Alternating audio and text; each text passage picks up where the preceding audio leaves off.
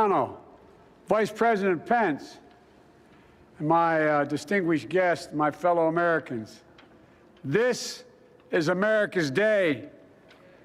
This is democracy's day, a day of history and hope, of renewal and resolve.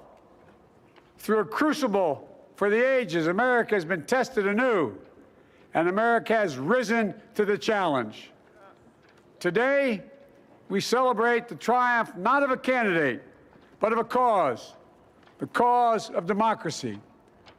The people, the will of the people has been heard, and the will of the people has been heeded. We've learned again that democracy is precious, democracy is fragile, and at this hour, my friends, democracy has prevailed. So now, on this hallowed ground where just a few days ago, violence sought to shake the Capitol's very foundation, we come together as one nation, under God, indivisible, to carry out the peaceful transfer of power as we have for more than 2 centuries. As we look ahead in our uniquely American way, restless, bold, optimistic, and set our sights on the nation we know we can be and we must be. I thank my predecessors of both parties for their presence here today. I thank them from the bottom of my heart. And I know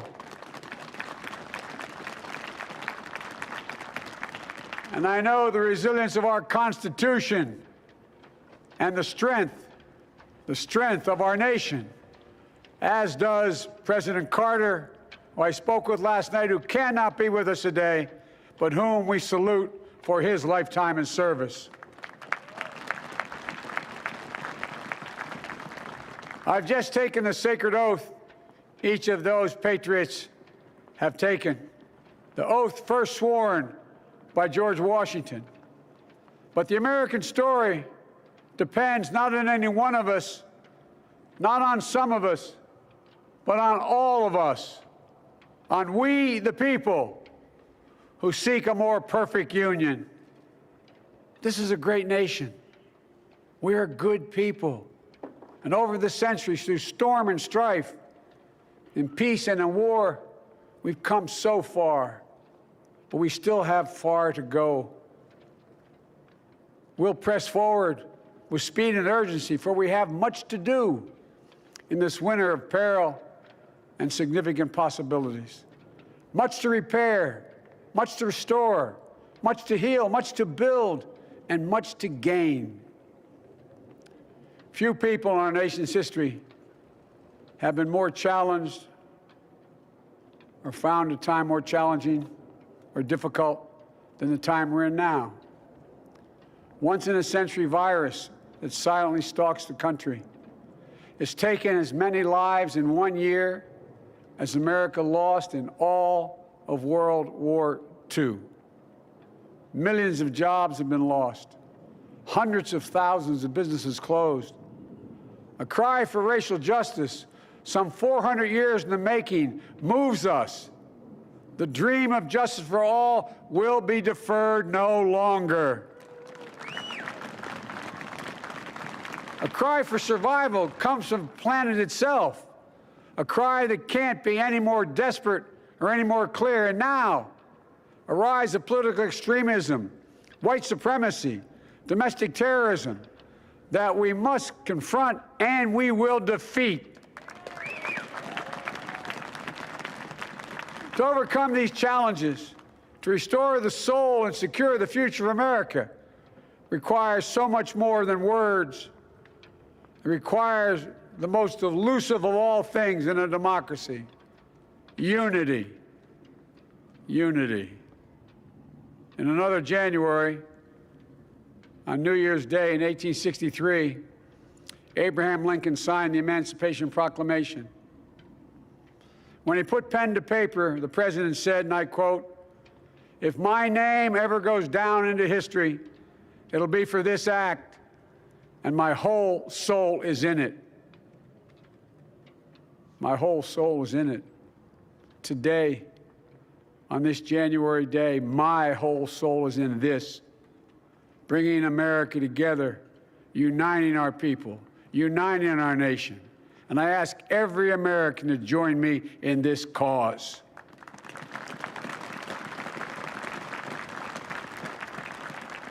Uniting to fight the foes we face: anger, resentment and hatred, extremism, lawlessness, violence, disease, joblessness, and hopelessness.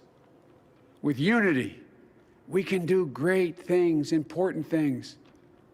We can right wrongs. We can put people to work in good jobs. We can teach our children in safe schools. We can overcome the deadly virus. We can reward work and rebuild the middle class and make health care secure for all. We can deliver racial justice, and we can make America once again the leading force for good in the world. I know speaking of unity can sound to some like a foolish fantasy these days.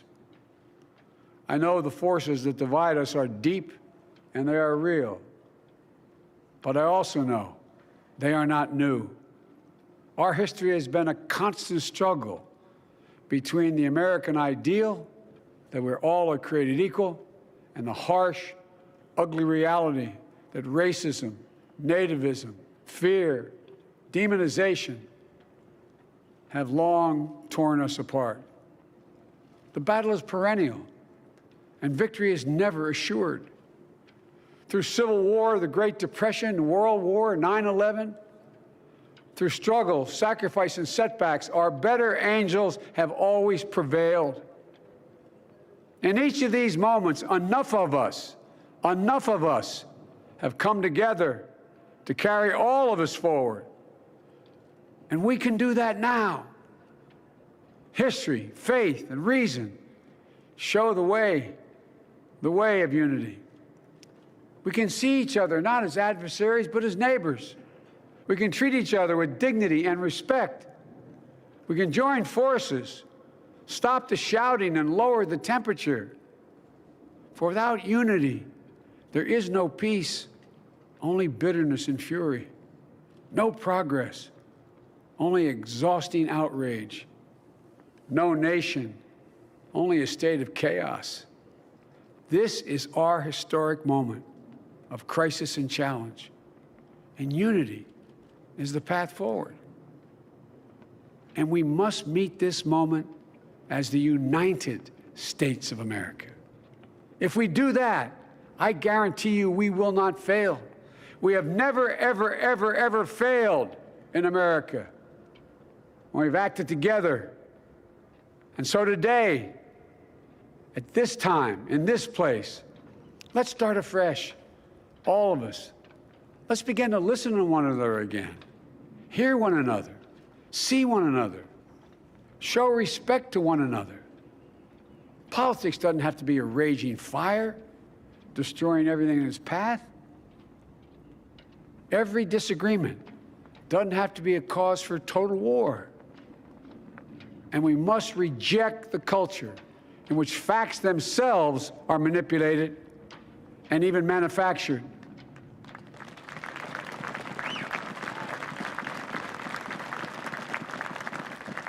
My fellow Americans, we have to be different than this. America has to be better than this. And I believe America is so much better than this. Just look around. Here we stand in the shadow of the Capitol Dome, as was mentioned earlier, completed amid the Civil War, when the Union itself was literally hanging in the balance. Yet we endured. We prevailed. Here we stand, looking out on the great mall where Dr. King spoke of his dream. Here we stand where 108 years ago, at another inaugural, thousands of protesters tried to block brave women marching for the right to vote. And today, we mark the swearing in of the first woman in American history elected to national office, Vice President Kamala Harris. Don't tell me things can't change. Here we stand across the Potomac from Arlington Cemetery, where heroes who gave the last full measure of devotion rest in eternal peace. And here we stand, just days after a riotous mob thought they could use violence to silence the will of the people.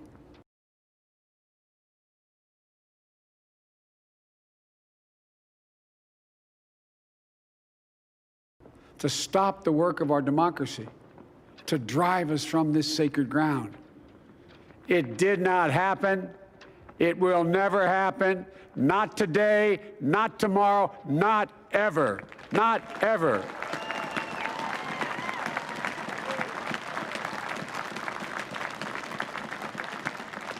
To all those who supported our campaign, I'm humbled by the faith you've placed in us. To all those who did not support us, let me say this. Hear me out as we move forward. Take a measure of me and my heart. And if you still disagree, so be it. That's democracy. That's America. The right to dissent peaceably within the guardrails of our republic is perhaps this nation's greatest strength. Yet hear me clearly. Disagreement must not lead to disunion. And I pledge this to you. I will be a president for all Americans. All Americans.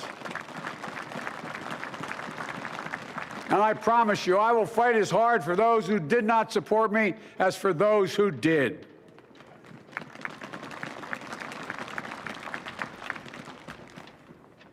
Many centuries ago, St. Augustine, a saint of my church, wrote that a people was a multitude defined by the common objects of their love. Defined by the common objects of their love. What are the common objects we as Americans love that define us as Americans? I think we know. Opportunity, security, liberty, dignity, respect, honor, and yes, the truth. Recent weeks and months have taught us a painful lesson. There is truth and there are lies. Lies told for power and for profit. And each of us has a duty and a responsibility as citizens, as Americans, and especially as leaders. Leaders who have pledged to honor our Constitution and protect our nation, to defend the truth and defeat the lies. Look, I understand that many of my fellow Americans view the future with fear and trepidation. I understand they worry about their jobs. I understand, like my dad, they lay at bed at night, staring at the ceiling, wondering, can I keep my health care? Can I pay my mortgage? Thinking about their families, about what comes next. I promise you, I get it. But the answer is not to turn inward, to retreat into competing factions, distrusting those who don't look like you, or worship the way you do, or don't get their news from the same sources you do. We must end this uncivil war that pits red against blue, rural versus urban, conservative versus liberal. We can do this if we open our souls instead of hardening our hearts, if we show a little tolerance and humility, and if we're willing to stand in the other person's shoes, as my mom would say, just for a moment, stand in their shoes. Because here's the thing about life. There's no accounting for what fate will deal you. Some days, when you need a hand. There are other days when we're called to lend a hand. That's how it has to be. That's what we do for one another. And if we are this way, our country will be stronger, more prosperous, more ready for the future. And we can still disagree. My fellow Americans, in the work ahead of us, we're going to need each other. We need all our strength to persevere through this dark winter. We're entering what may be the toughest and deadliest period of the virus. We must set aside politics and finally face this pandemic as one nation. One nation. And I promise you this, as the Bible says, weeping may endure for a night, but joy cometh in the morning. We will get through this together. Together. Look, folks, all my colleagues I serve with in the House and the Senate up here, we all understand the world is watching all of us today. So here's my message to those beyond our borders. America has been tested, and we've come out stronger for it. We will repair our alliances and engage with the world once again, not to meet yesterday's challenges, but today's and tomorrow's challenges. And will lead not merely by the example of our power, but by the power of our example.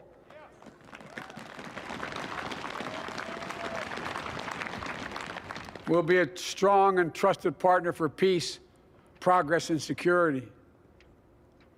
Look, you all know we've been through so much in this nation. And my first act as president, I'd like to ask you to join me in a moment of silent prayer. Remember all those who we lost in this past year to the pandemic, those 400,000 fellow Americans, moms, dads, husbands, wives, sons, daughters, friends, neighbors, and coworkers. We'll honor them by becoming the people and the nation we know we can and should be. So I ask you, let's say a silent prayer for those who've lost their lives and those left behind, and for our country.